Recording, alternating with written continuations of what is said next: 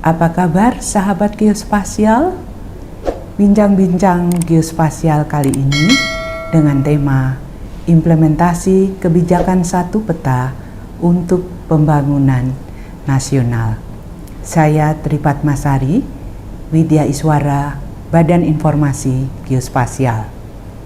Permasalahan tumpang tindih pemanfaatan ruang dan konflik merupakan sebagian permasalahan yang menghambat pembangunan infrastruktur dan pemerataan ekonomi di seluruh wilayah Indonesia.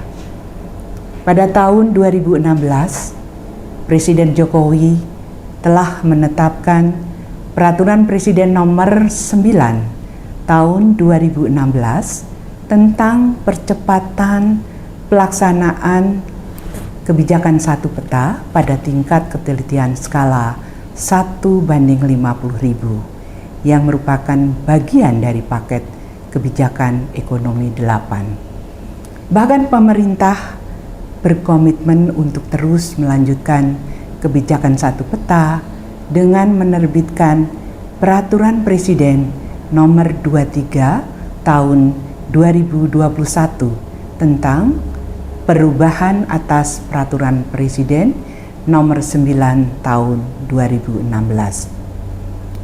Inisiatif percepatan kebijakan satu peta mewujudkan supaya perwujudan satu peta atau one map yang diharapkan dapat digunakan bersama atau one map for all. Sehingga dengan satu peta dapat menjadi acuan yang akurat dan akuntabel dalam pelaksanaan berbagai kegiatan dan perumusan kebijakan berbasis spasial. Bersama saya telah hadir rekan saya, Dr. Nur Warjedi. Apa kabar Pak Nur? Alhamdulillah sehat Bu Sari. Alhamdulillah. Pak Nur Warjedi ini adalah salah satu pelaku dari pelaku sejarah dalam kebijakan satu peta. Dan saat itu Pak Nur menjabat sebagai Deputi Bidang Informasi Geospasial Tematik ya Pak Nur ya. Pada periode tahun 2013 hingga 2019.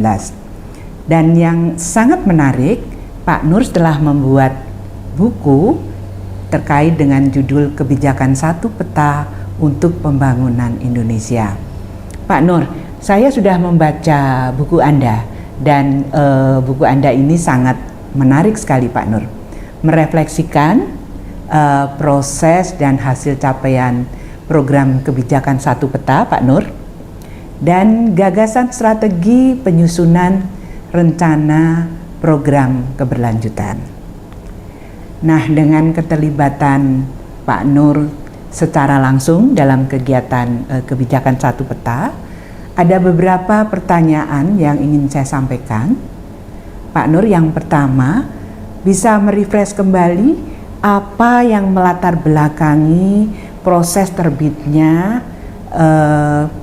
Peraturan Pemerintah Nomor 9 Tahun 2016 pada waktu itu. Terima kasih Bu Sari. Silakan Pak. Jadi yang melatar belakangi terkait dengan Peraturan Presiden tentang kebijakan satu peta, yaitu tepatnya Peraturan Presiden Nomor 9 tahun 2016. Ada 4 hal yang penting yang perlu kali sebabkan perlu saya catat di sini terkait dengan penyelenggaraan informasi geospasial pada waktu itu sebelum diterbitkan Perpres kebijakan satu peta ini sifatnya masih sektoral. Artinya kementerian, lembaga dan pemerintah daerah dalam melaksanakan kegiatan pemetaan tematik itu menggunakan peta dasar yang sesuai dengan keinginannya atau menggunakan peta dasar yang belum standar. Itu yang utamanya seperti itu. Konsekuensinya kalau pemetaan tematik tidak menggunakan peta dasar yang standar atau yang seragam tadi akan menimbulkan terkait dengan konflik penggunaan lahan. Kondisi ini sangat membahayakan karena apa? Karena dapat menghambat terkait dengan pembangunan infrastruktur kewilayahan. Ya. Kemudian terjadinya konflik penggunaan lahan tersebut disebabkan oleh peta-peta tematik kewilayahan yang saya sebutkan tadi, ya, yang bersifat sektoral, tidak menggunakan georeferensi yang sama. Ya. Kemudian yang peta tematiknya banyak sekali ya Pak Nur ya? Banyak jenisnya. sekali, banyak sekali ya. Kemudian karena dikhawatirkan dapat menghambat pembangunan nasional, Presiden kita, Presiden Republik Indonesia Bapak Joko Widodo, menerbitkan paket kebijakan ekonomi yang ke-8 tepatnya pada tanggal 15 Desember tahun 2015, yang di dalamnya di dalam paket kebijakan ekonomi terdapat peraturan Presiden tentang kebijakan satu peta, yaitu nomor 9 tahun 2016. Itu ada 4 hal yang penting mengapa pemerintah menerbitkan peraturan Presiden nomor 9 tahun 2016 yang kalau saya menyebutnya sebagai kebijakan satu peta jilid 1. Karena apa? Karena sekarang sudah ada terkait dengan KSP nomor 23 tahun 2021, itu saya sebut juga sebagai kebijakan satu peta jilid yang kedua. Itu Bu Sari. Baik Pak Nur, jadi Pak Nur cerita ini kita terkait dengan KSP baik jilid 1 dan jilid 2, dan pemerintah, Presiden kita sangat concern sekali ya dengan data geospasial. Tapi saya pengen tahu dulu itu Pak Nur, sebetulnya apa sih definisi dan tujuan dari One Map Policy itu? Terima kasih Ibu Sari. Jadi terkait dengan definisi kebijakan satu peta, jadi bisa kami sampaikan bahwa kebijakan satu peta ini sebenarnya adalah arahan strategis dari pemerintah untuk mewujudkan satu peta yang mengacu pada satu referensi geospasial, satu standar, satu basis data, dan satu geoportal. Nah, yang sangat penting lagi bagi masyarakat, makna dari satu peta itu sebenarnya apa? Betul. Apakah dalam wujud jumlah satu peta? Ini yang sering rancu di sini. Nah, ini ingin saya tegaskan di sini bahwa satu peta yang dimaksud di dalam peraturan Presiden terkait dengan kebijakan satu peta ini adalah peta tematik tunggal dengan tema tertentu yang disusun oleh kementerian, lembaga, atau pemerintah daerah sebagai produsen data atau wali data peta tematik atau informasi geospasial tematik yang dapat dimanfaatkan bersama. Kalau saya sebutkan sebagai One Map for All. Nah, tujuannya dari apa yang saya sampaikan terkait dengan kebijakan satu peta ini, melalui kebijakan satu peta ini diharapkan tumpang tindih penggunaan lain dapat dihindari, yang melatar belakangi kenapa peraturan Presiden itu diterbitkan. Seperti itu, Bu. Jadi itu definisi dan tujuan dari One Map Policy Pak Nur ya. Jadi penting sekali satu peta atau One Map, dan tentunya One Map for All. Itu kayaknya kata kuncinya di situ ya Pak Nur ya. Baik. Dan tadi sudah dijelaskan terkait dengan tujuan kebijakan satu peta. Nah, kalau kita lihat wilayah kita ini kan Indonesia itu sangat luas, sumber daya alamnya juga sangat banyak. Terkait tumpang tindih tentunya juga banyak sekali wilayah-wilayah seperti Pulau Kalimantan, Sulawesi, Sumatera, dan lain-lain yang banyak terjadi tumpang tindih. Nah, dengan wilayah kita yang sangat luas, tematiknya juga sangat banyak ya, sampai ada KSP jilid 1, jilid 2. Kira-kira seperti apa itu Pak Nur, bisnis proses dari kebijakan satu peta ini? Terima kasih Ibu Sari. Jadi sebelum saya cerita jauh terkait tentang proses bisnis kebijakan satu peta ini, saya ingin mengungkapkan ruang lingkup dari kebijakan satu peta, terutama yang terkait dengan jilid 2 ini.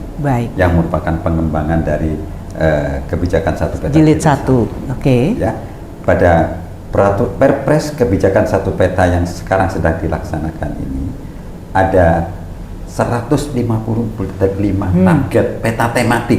Wow. Jadi 158 jenis peta tematik atau informasi geospasial. Itu more yang than 100 ya. Hampir 2 kali lipat. Awalnya di jilid KSP jilid 1 itu 85 tema. Oke. Nah, selain itu juga kementerian lembaga yang terlibat di dalam KSP jilid 2 ini melibatkan 24 kementerian lembaga dan 34 provinsi. Di kebijakan satu peta jilid 1 itu kementerian lembaga yang terlibat baru 19 kementerian lembaga. 24 itu sudah seluruhnya ya untuk jilid 1 2 ya sudah gabung ya. Iya, tapi bisa saja sekarang masih ada kementerian lembaga yang masih belum ikut. Oke, yang belum tapi bergabung. sementara ini yang tercatat di jilid 2 itu ada 24 kementerian lembaga. Dan mencakup juga ruang lingkupnya 34 provinsi, termasuk di dalamnya ya kabupaten kota yang jumlahnya lebih dari 500-an. Jadi itu ruang lingkupnya Ibu Sari. Baik. Nah, kemudian bagaimana aturan mainnya? Nah, aturan main di organ ini dalam bentuk kelembagaannya atau organisasinya bagaimana? Ya. Jadi kebijakan satu peta ini, karena ini pekerjaan besar, pekerjaan nasional, itu diketuai oleh Menteri Koordinator Bidang Perekonomian yang beranggotakan menteri-menteri terkait dengan pembangunan kewilayahan. Ya. Nah, yang penting lagi terkait dengan koordinasi pelaksanaannya secara teknisnya itu Badan Informasi Geospasial atau BIG diberi kepercayaan sebagai apa? Sebagai ketua tim pelaksana. Ketua tim pelaksana secara teknis. Nah, ini memang pekerjaan. Jadi tugas BIG berat juga ya? Lumayan berat. Dan beranggotakan eselon 1 dari kementerian lembaga terkait. Untuk mempermudah pelaksanaan bagaimana kebijakan satu peta ini bisa berlangsung dengan baik, itu dibentuklah sekretariat. Sekretariat. Nah, sekretariat ini diketuai oleh eselon 1 dari Kementerian Bidang Perekonomian, yaitu Deputi Bidang Koordinasi Pengembangan Wilayah dan Tata Ruang Kementerian Koordinator Bidang Perekonomian, dan wakil sekretarisnya itu Deputi Bidang Perekonomian Sekretariat Kabinet. Nah, di dalam sekretariat ini ada 3 satuan tugas. Satuan tugas pertama itu bertugas terkait dengan pekerjaan kompilasi dan integrasi peta-peta tematik atau IGT. Satgas pertama. Ya. Dan Satgas kedua itu mempunyai tugas melaksanakan sinkronisasi antar peta-peta tematik atau antar IGT. Dan yang ketiga atau Satgas yang ketiga itu melaksanakan berbagi data. Geospasial dan informasi geospasial. Jadi ada 3 satgas. Nah, ini terkait dengan aturan main bagaimana pelaksanaan kebijakan satu peta yang luar biasa besar ini, dan dalam teknisnya di lapangan itu juga kita mencoba mensegmentasi dari kementerian lembaga tadi yang terkait dengan pemetaan tematik itu menjadi pokja-pokja, kelompok kerja supaya apa? Memudahkan koordinasi pengendalian pekerjaan terkait dengan ini produksi data dari peta tema di kementerian lembaga. Dari ini secara teknis bagaimana proses dari pelaksanaan kebijakan satu peta itu bisa dilaksanakan dengan baik. Nah, terkait dan kegiatannya itu ada 4 kegiatan utama yang dilaksanakan di implementasi kebijakan satu peta ini. Yang pertama terkait dengan kegiatan kompilasi data, kemudian integrasi data, sinkronisasi data, dan berbagi data dan informasi geospasial. Saya jelaskan di sini apa sih yang dimaksud dengan kompilasi data. Kompilasi data itu prinsipnya kita mengumpulkan data peta-peta tematik yang ada di kementerian lembaga dan pemerintah daerah itu kita kumpulkan. Yang tadi jumlahnya 158. Kita kumpulkan itu. Ya, kemudian kita verifikasi dan kemudian kita integrasikan. Artinya apa? Peta-peta dari peta tematik dari Kementerian Lembaga tersebut kita cermati apakah sudah sesuai dengan peta dasar nasional yang diterbitkan oleh Badan BIG. Informasi. Okay. Nah, terkait dengan bagaimana mematchkan, memadukan supaya peta-peta tematik itu mengacu pada peta dasar nasional, itulah yang dinamakan sebagai integrasi. Yeah. Ya. Nah, selanjutnya kalau semua peta tematik itu sudah terintegrasi, artinya semua peta itu sudah masuk tempat yang sama. Di situ kita bisa mengidentifikasi mana-mana peta tematik yang tumpang tindih. Nah, sekarang bagaimana penyelesaian tumpang tindih itu diselesaikan pada tahap sinkronisasi antar IGT. Nah, kegiatan kompilasi dan integrasi ini itu menjadi tugas dari Badan Informasi Geospasial yang masuk dalam Satgas 1 tadi, Bu. Kemudian terkait dengan tahapan sinkronisasi antar IGT itu dilaksanakan oleh Kementerian Bidang Perekonomian. Karena tugasnya lumayan berat. Mengkoordinasi tumpang tindih antar kementerian lembaga. Dan yang keempat, kalau kegiatan sinkronisasi data sudah selesai, artinya peta-peta tematik yang tumpang tindih dan sudah clean and clear, ya, itu baru akan dilakukan bagaimana produk dari kebijakan satu peta itu bisa diberbagi-bagikan. Untuk apa? Ya untuk tadi, untuk menunjang investasi untuk pembangunan nasional tadi. Jadi secara garis besar terkait dengan implementasi kebijakan satu peta itu seperti itu, Bu Sari. Ya, luar biasa. Saya mendengar penjelasan Pak Nur, tahapannya juga cukup mulai dari kompilasi itu kan juga sudah memerlukan effort di KL itu sendiri ya. Betul. Kemudian bagaimana harus diintegrasikan dengan peta-peta RBI yang disiapkan oleh BIG. Tapi ini masih pada tahap skala 50.000 ya Pak Nur ya.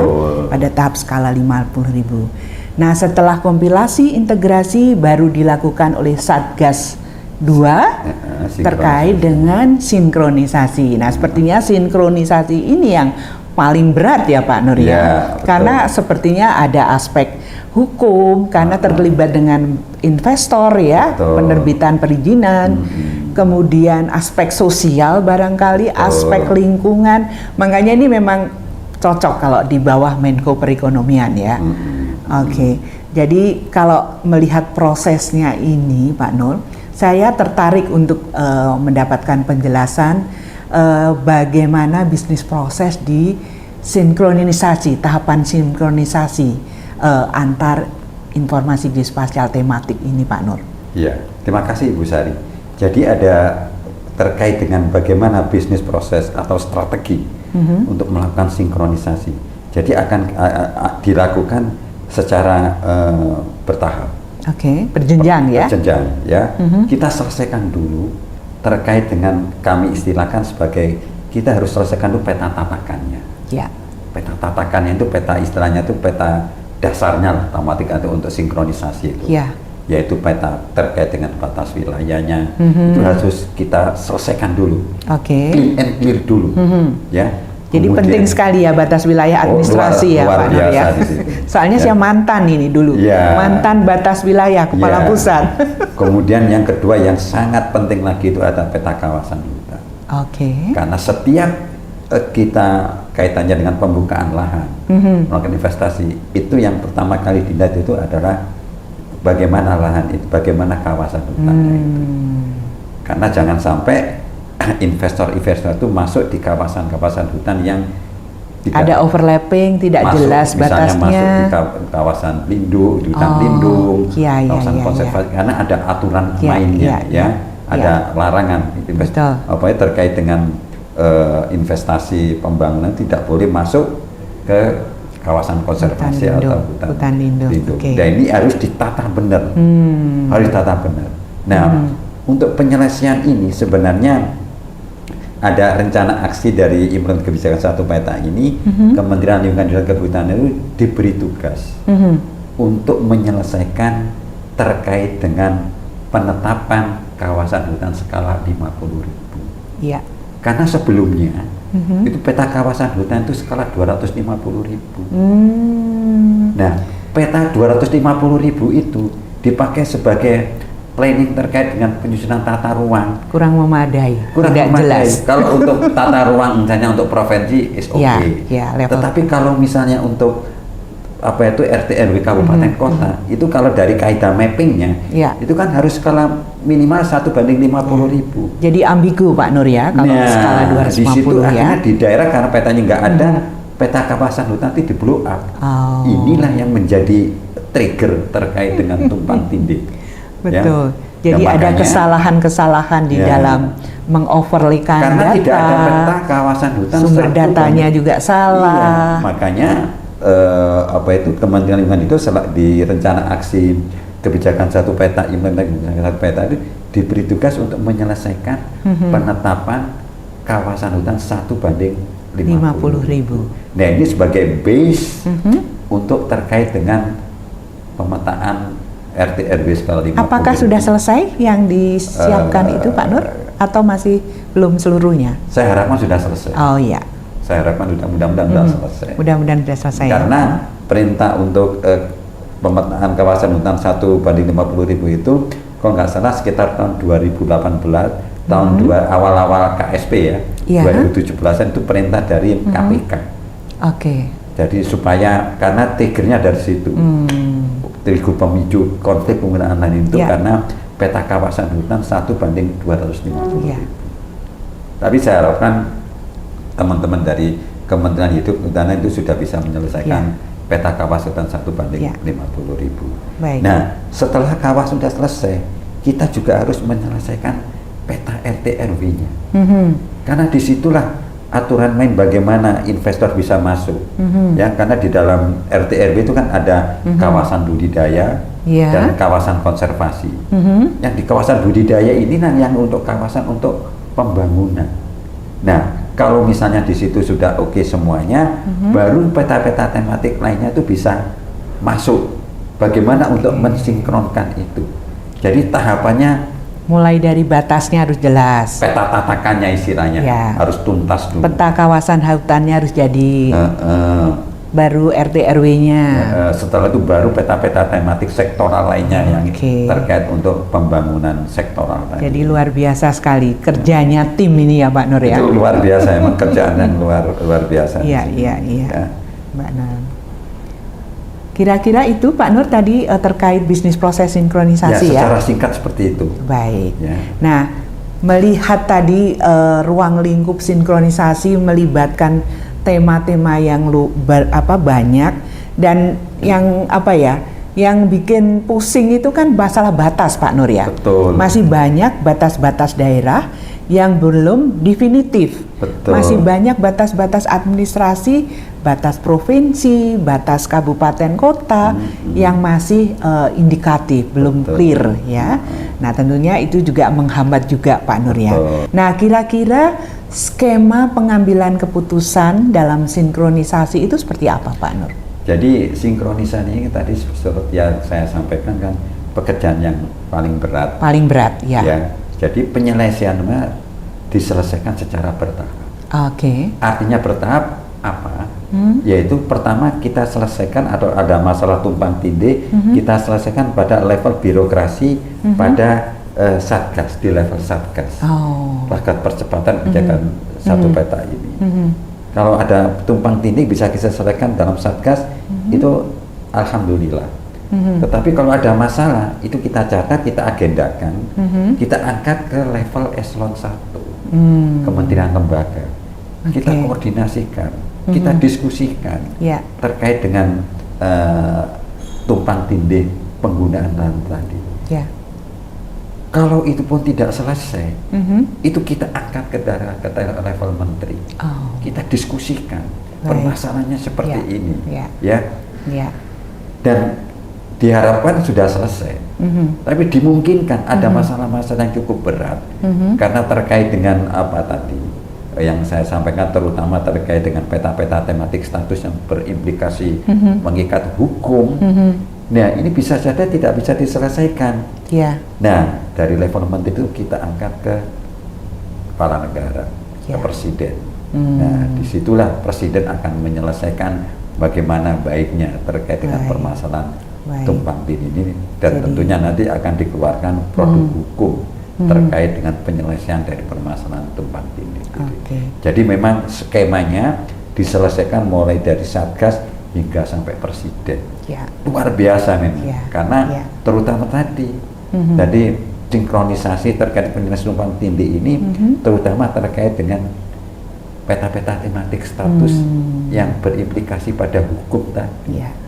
Jadi secara berjenjang, mulai dari Satgas tidak selesai, naik lagi sampai ke menterinya. Bahkan Presiden pun bisa ikut turun tangan ini ya Pak Nur. Harus turun tangan supaya selesai masalahnya. Baik Pak Nur. Jadi sinkronisasi itu kan memang nanti setelah pekerjaan itu selesai, nah baru kita istilahnya berbagi data itu tadi ya Pak Nur ya, terkait berbagi data. Tentu saja dengan ruang lingkup kebijakan satu peta yang tadi kalau dilihat dari bisnis prosesnya luar biasa, tahapannya juga luar biasa, apalagi permasalahannya ya banyak sekali tumpang tindih, tapi sudah ada bagaimana solusinya ya Pak Nur ya.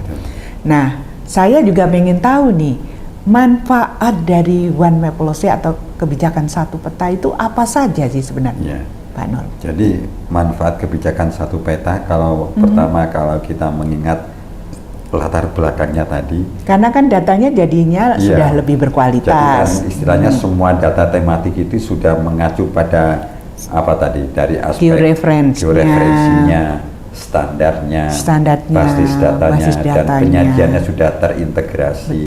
Nah, itu kan di latar belakangnya tadi, konflik penggunaan lahan. Jadi manfaatnya dengan adanya implementasi kebijakan satu peta itu produknya dapat menyelesaikan terkait dengan konflik penggunaan lahan itu sendiri. Kedepannya seperti itu. Ya, jadi peta-peta tematik yang sudah clean and clear itu menjadi basis perencanaan. Meminimalisir konflik sudah clear tadi, tapi ingat, peta akurasi masih peta skala 1:50. Itu yang harus dibangun. Jangan 1 banding peta 50.000 diinterpretasikan di lapangan 1:1.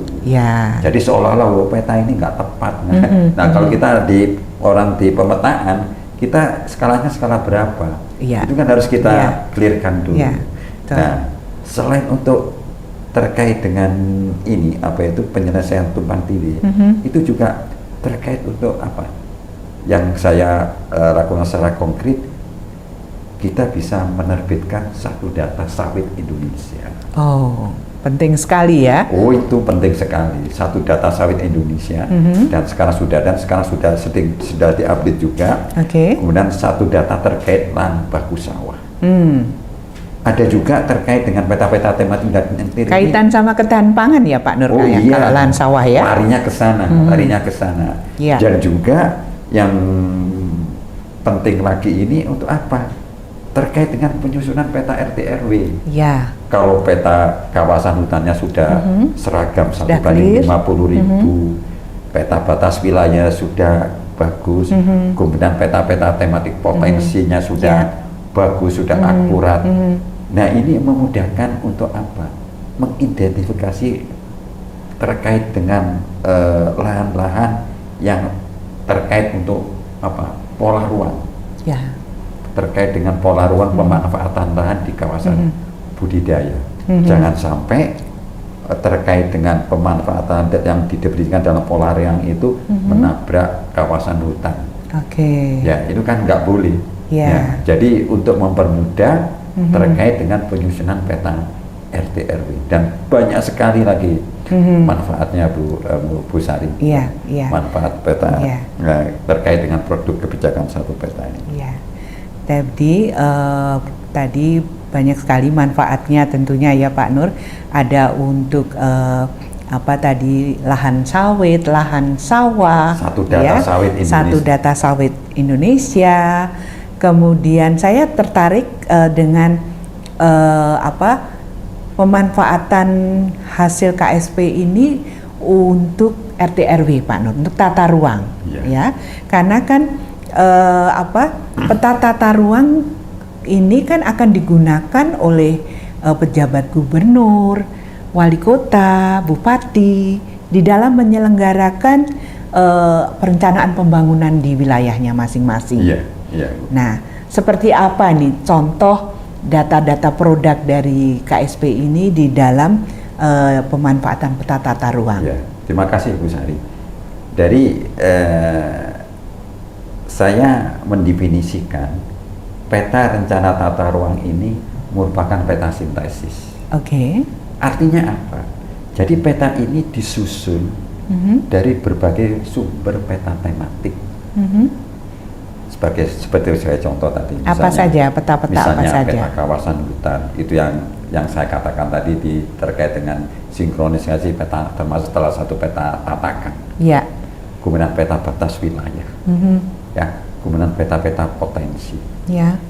Dan banyak sekali peta-peta tematik potensi lainnya yang terkait dengan kebutuhan sektor. Nah, kalau semua peta itu sudah tersusun secara rapi, memenuhi kaidah-kaidah prinsip daripada kebijakan satu peta, satu georeferensi, satu standar, satu basis data, satu basis data. Itu yang tiga itu yang utama. Karena kalau satu geoportal itu untuk mengintegrasikan penyajiannya saja. Tapi yang tiga hal ini yang pokok. Kalau itu sudah bisa kita selesaikan, ini akan mempermudah penyusunan peta rencana tata ruang wilayah. Sementara ini apa?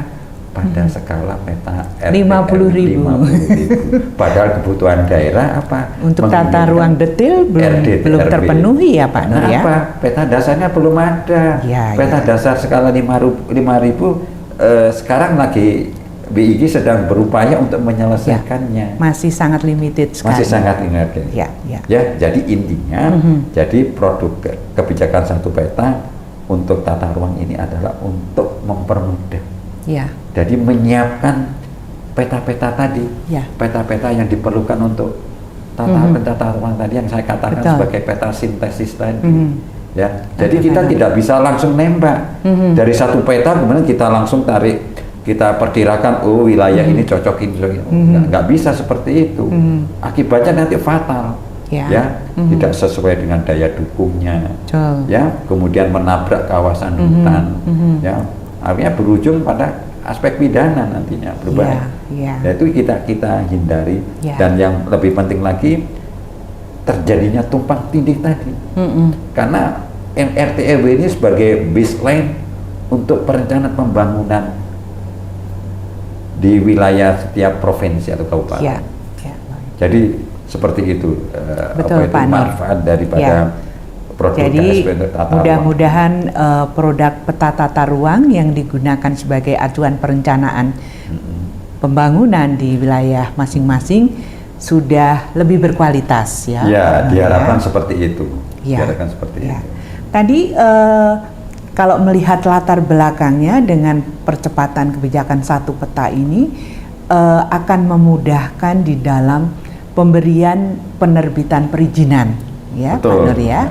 Nah, apa itu Pak Nur istilahnya? Karena ada istilah online single submission. Benar. Nah, itu sebenarnya seperti apa itu, Pak Nur? Gini Bu, jadi online single submission ini sebenarnya atau definisinya itu merupakan suatu sistem perizinan berbasis data spesial terintegrasi secara elektronik dengan seluruh kementerian lembaga, kementerian negara hingga pemerintah daerah. Intinya begini Bu. Jadi kalau produk peta satu tematik itu sudah clean and clear seluruh peta tematik yang dibutuhkan tadi untuk tata ruang, untuk investasi dan seterusnya. Nah ini kalau misalnya ada pelaku usaha ingin melakukan satu investasi, nah itu dia bisa melihat terkait dengan sistem informasi produk kebijakan satu peta ini. Katakanlah saya ingin berinvestasi di lokasi tertentu, saya ingin melihat wilayah mana. Pertama harus saya lihat dulu ini masuk kawasan hutan mana. Kalau kita ingin buka peta misalnya izin pertambangan. Izin pertambangan kita sudah dari pelaku usaha itu tentunya sudah mengidentifikasi, mencari informasi terkait dengan penyebaran tambang, katakan tambang batu bara. Ya. Mereka sudah punya peta. Nah, itu harus disinkronkan. Saya menginginkan lokasi ini. Melalui OSS ini bisa melihat. Oh, ini posisinya di mana? Oh, ternyata wilayah ini di masa katanya hutan produksi yang bisa dikonversikan. Oke, secara perizinan bisa masuk. Ya. Tapi di situ mungkin ada layer lain. Karena sistem informasi terintegrasi, di situ ada izin-izin lainnya. Ternyata di situ ada apa? Izin kebun. Nah, di situ padahal di situ ada potensi tambang. Nah, karena sudah satu georeference jadi enak ya Pak Nur ya. Begitu kita mau masuk tambang, tapi di situ ada kebun, nggak bisa kita tabrak. Betul. Harus dikoordinasikan. Mencari lokasi lain yang kosong. Ya kan, yang kosong. Jadi mempermudah intinya ya Pak Nur untuk investor ya. Iya, jangan sampai istilahnya itu membeli kucing dalam karung.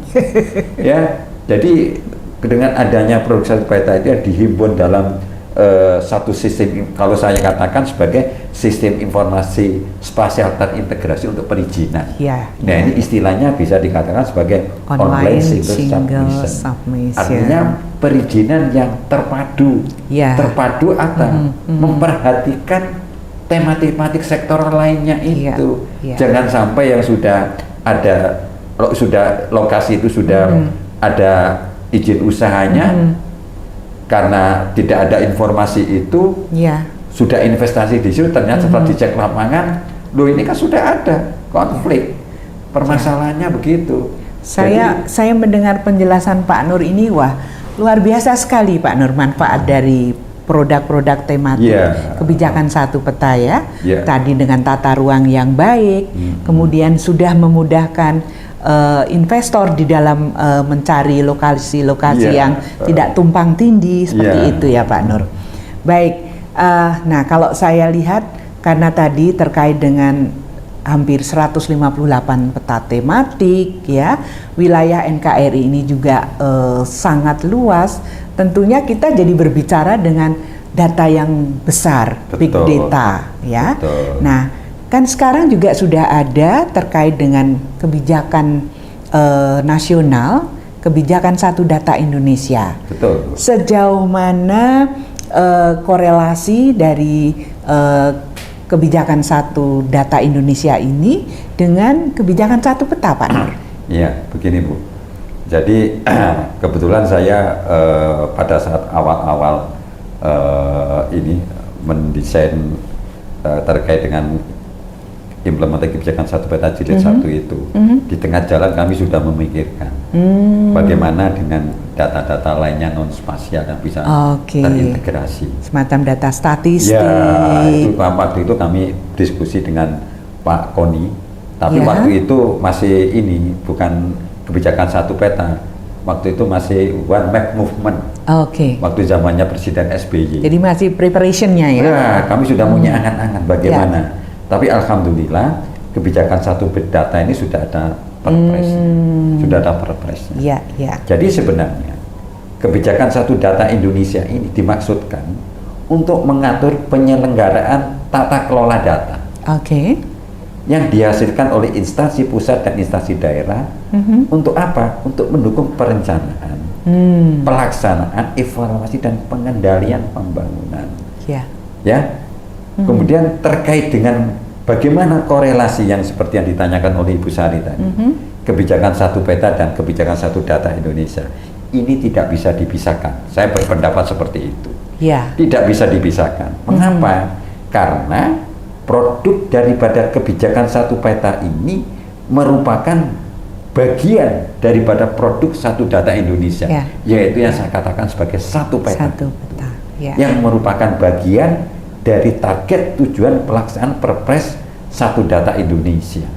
Terkait data spasial ini, jadi pelaksanaan SDI ini sebenarnya itu sinergi dengan pelaksanaan kebijakan satu peta. Kebijakan satu peta fokus pada data spasial, dan ini yang dikawal oleh BIG.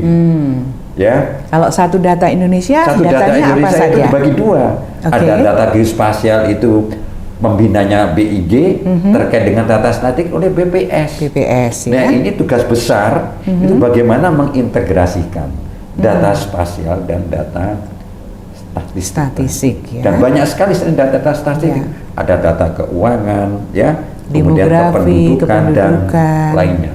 Big data luar biasa nanti itu. Kebencanaan ya Pak Nur ya. Termasuk juga. Tapi yang di karena wilayah kita ini kan kaya sumber daya tapi rawan bencana ya kan. Yang domain BIG ya terkait dengan KSD itu ya pertama ya yang mengawal bagaimana KSP ini berjalan dengan baik.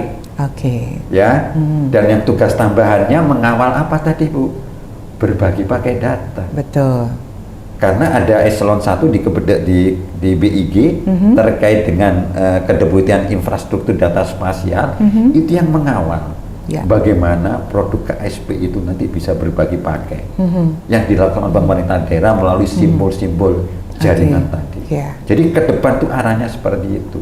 Jadi tugas besar ke depan BIG ya kalau menurut saya itu pertama mensukseskan daripada kebijakan satu peta, terutama apa? Berorientasi pada skala besar. Ya dulu kita karena bisa kita selesaikan di KSP yang sekarang ini baru skala 1/50.000. Kenapa? Karena peta dasarnya baru tersedia itu. Nah kedepannya supaya akurasinya baik ya 1/5000. Nah ini yang masih sedang dilakukan BIG, mudah-mudahan BIG sukses untuk terkait dengan penyediaan peta dasar RBI 1/50. Ini sangat-sangat strategis. Sangat-sangat Tadi terkait dengan berbagi data Pak Nur. Betul. Apakah KSP ini mempunyai geoportal sendiri atau bagaimana? Kalau saya baca di websitenya di Kementerian itu ada. Ada ya. Nah, ini perlu dikoordinasikan. Supaya satu pintu, supaya masyarakat tidak bingung. Betul. Tidak bingung supaya nantinya masyarakat juga boleh mengakses ya. Nah, sementara ini masih belum untuk publik. Masih di lock ya untuk masih masyarakat. Masih di lock ya, karena datanya belum tuntas. Karena belum tuntas. Apa? Kenapa? Karena kalau datanya belum clean and clear sampai ke masyarakat itu berbahaya. Betul. Bisa berbahaya. Ya. Bisa konflik lagi nanti. Harus benar-benar harus hati-hati. Maka pemerintah harus pelan-pelan tapi pasti sudah sudah ke arah ini arahnya itu KSP dan SDI itu memang data untuk publik. Untuk apa artinya? Untuk pembangunan, untuk mensejahterakan rakyat. Intinya itu. Intinya ke sana ya Pak Tapi Nur. Secara bertahap memang. Baik ya.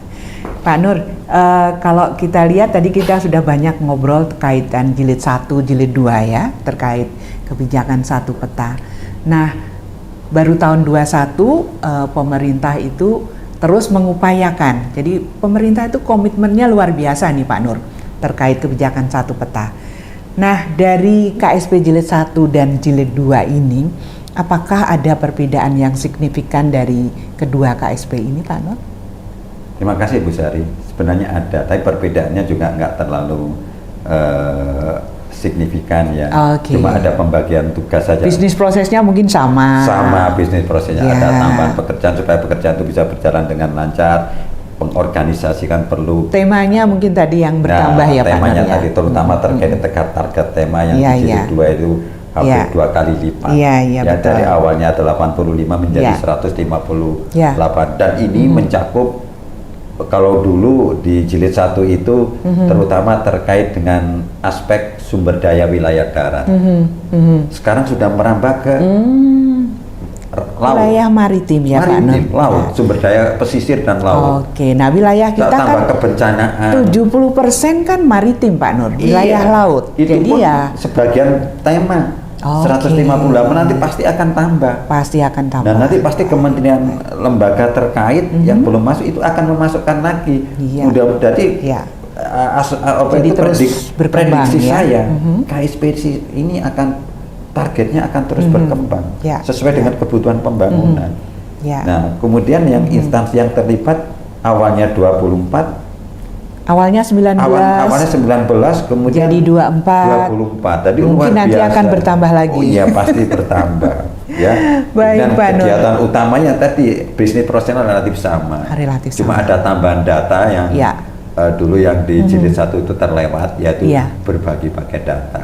Nah, ini yang menjadi tugas BIG untuk mengawal bagaimana produk KSP itu bisa diberbagi pakai data. Ya, itu yang saya paling penting. Untuk publik itu. Ya, Pak Nur, mungkin ini the last question ya, pertanyaan yang terakhir. Kira-kira sebagai closing statement Pak Nur, apa ekspektasi Pak Nur ke depan? Ya. Kira-kira seperti apa Pak Nur? Kalau melihat tadi kita masih punya kendala terkait peta skala masih dalam 50.000. Kira-kira apa Pak Nur? Jadi kalau saya mencermati, saya sebagai pengamat aja sekarang. Kalau dulu saya pelaku saya sekarang mengamati. Ya, sekarang kita yang juga pelaku, tapi dalam konteks yang sedikit beda. Jadi kalau saya ada beberapa catatan yang obsesi saya dulu terkait dengan kebijakan satu peta itu. Jadi saya mengharapkan depan tuh KSP berorientasi pada skala peta skala besar. Dengan jenis tema yang peta tematik terkait dengan peta-peta strategis untuk mendukung pembangunan nasional. Itu obsesi yang pertama yang saya harapkan. Kemudian yang kedua, ketersediaan sumber daya manusia bidang informasi geospasial di kementerian, lembaga dan pemerintahan daerah ini memadai. Karena kalau waktu pengalaman saya, salah satu kendala itu keterbatasan di kementerian, lembaga dan pemerintah daerah ini terbatas terkait dengan SDM bidang IG. Nah, ini tugas BIG terkait dengan pembinaan SDM. Nah, ini tugas yang sangat strategis di BIG. Kan sekarang ada istilahnya itu jabatan apa? Fungsional survei dan pemetaan. Nah, ini BIG sudah itu istilahnya itu memberikan ruang bersiap-siap untuk membina SDM. Mudah-mudahan melalui jabatan fungsional surta ini bisa mengakselerasi terkait dengan ketersediaan SDM bidang IG di kementerian, lembaga dan pemerintah daerah. Itu obsesi yang kedua. Kemudian yang catatan saya yang ketiga sebagai obsesi saya, produk KSP ini bisa diakses oleh publik. Melalui skema apa tadi? Berbagi paket. Saya mengharapkan simpul-simpul jaringan yang ada di pemerintah pusat, di kementerian, lembaga, pemerintah pusat dan pemerintahan daerah itu masyarakat bisa akses melalui simpul-simpul jaringan. Karena kedepannya ini semuanya udah era digital. Jadi kedepannya itu arahnya ke sana. Jadi itulah catatan saya sebagai pengamat terkait dengan implementasi kebijakan satu peta. Mudah-mudahan apa yang saya harapkan ini juga pemicu bagaimana KSP ini bisa bermanfaat untuk mendukung suksesnya pembangunan nasional. Jadi itu Bu Sari yang bisa kami sampaikan. Pak Nur, saya menggarisbawahi tadi mimpi Pak Nur, saya rasa bukan mimpi Pak Nur saja, tapi mimpi kita bersama. Indonesia bisa memiliki peta dengan skala besar karena memang sudah banyak kementerian, lembaga yang membutuhkan perencanaan detail dengan peta skala besar. Jadi ini memang yang ditunggu oleh masyarakat Jadi ini homework yang homeworknya BIG ini saya rasa terkait peta skala besar dan tadi terkait pembinaan sumber daya manusia di bidang IG. Nah, kita selaku Widya Iswara kan juga harus berperan ini Pak Nur. Harus terlibat di situ dan bagaimana data KSP ini bisa bisa dimanfaatkan, masyarakat bisa mengakses. Baik, saya rasa itu ekspektasi yang luar biasa dari Pak Nur. Baiklah Pak Nur, kita dari apa yang disampaikan Pak Nur tadi, saya sangat appreciate sekali Pak Nur sudah sharing knowledge terkait dengan pengalaman-pengalaman dan juga wawasan Pak Nur terkait dengan One Map Policy. Baiklah sahabat Geopintar, kita sudah tuntas mengupas tema One Map Policy atau kebijakan satu peta, baik itu jilid 1, jilid 2 terkait dengan bisnis proses, kendala di dalam pelaksanaannya, pemanfaatannya untuk apa saja. Sekali lagi saya sampaikan appreciate kepada Pak Nur selaku narasumber ya. Terima kasih Pak Nur. Mudah-mudahan apa yang kita diskusikan ini sangat bermanfaat bagi kita bersama. Amin. Salam Geopintar dan insya Allah sukses semuanya. Amin.